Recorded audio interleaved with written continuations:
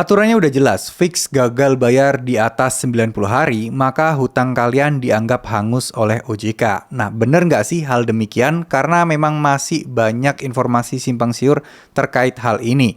Aturan jelas dan ya katanya memang OJK sudah memberikan aturan seperti itu. Nah, oke, kita akan bahas mulai dari aturannya dulu ya. Informasi seperti ini itu muncul saat waktu itu media mewawancarai dari salah satu petinggi OJK ya, teman-teman. Ketika ada ditanya soal pertimbangan atau mungkin perkembangan hutang 90 hari. Dan memang kenapa 90 hari? Karena itu berkaitan dengan indikator atau ya tolak ukur kinerja dari pinjol tersebut. Mulai TKB 90, terus kemudian ada beberapa hal yang lain yang indikatornya itu 90 hari memang. Nah, kalau ngomong-ngomong soal aturan secara undang-undang, coba teman-teman googling atau cari-cari, tidak ada undang-undang secara pasti yang menyatakan utang 90 hari itu akan lunas dengan otomatis. Tapi memang ada ungkapan atau pernyataan resmi dari pihak OJK, kalau memang ya utang 90 hari pinjol lebih baik tidak usah menagih, tinggal laporkan aja ke Slik OJK beres. Nah, tapi utang nggak bisa dianggap hangus ya. Faktanya seperti itu. Jadi kalau kalian mendengarkan informasi bahwa ya udah lebih dari 90 hari utang kita lunas, jawabannya enggak. Coba teman-teman tanyakan teman-teman yang lain yang gagal bayar juga, yang udah lewat dari 90 hari, apakah masih ditagih? Jawabannya masih. Apakah utangnya tiba-tiba lunas? Jawabannya juga enggak. Di aplikasi masih ada, Slik OJK masih ada, dan seterusnya.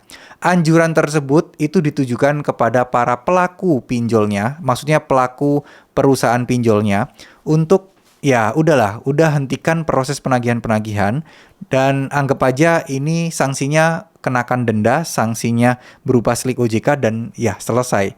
Tapi ya perusahaan mana sih yang mau kehilangan uang? Itu kan pertanyaannya. Jadi kita sebenarnya tidak perlu terlalu berharap hal seperti itu karena ujung-ujungnya teman-teman akan kecewa. Lebih baik kalian bersabar aja, masalah pinjol ini tidak akan berdampak apapun kok. Tidak akan membuat kalian ya bisa jadi masuk penjara gitu ya, nggak bakal. Karena ini urusannya perdata, biarlah masalah perdata aja, di mana nanti itu ketika amit-amit ada sidang pun, kalian tetap bisa bilang bahwa kalian akan membayar. Untuk saat ini teman-teman juga masih belum dan masih akan diusahakan beres. Ya, jadi kalau misalnya ini kalian mendapatkan ancaman soal pidana dan lain sebagainya, itu semuanya nggak benar. Ya, karena ini kita pinjam di pinjol legal, yang pertama.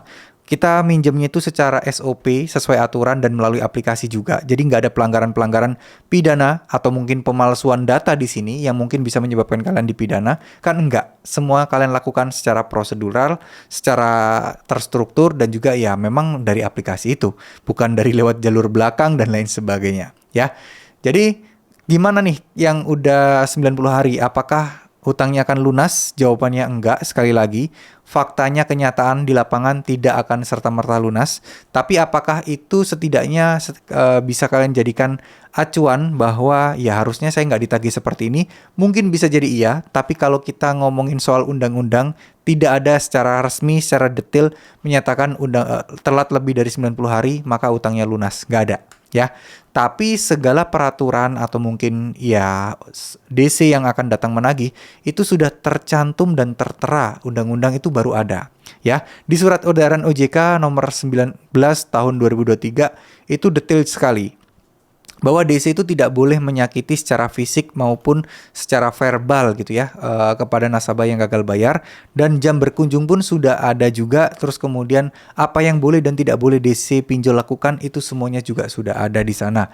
Jadi itu dokumen resmi ya, itu bisa kita jadikan acuan juga kalau misalnya seandainya DC melakukan pelanggaran-pelanggaran. Oke, semoga apa yang saya sampaikan bisa bermanfaat. Terima kasih. Wassalamualaikum warahmatullahi wabarakatuh.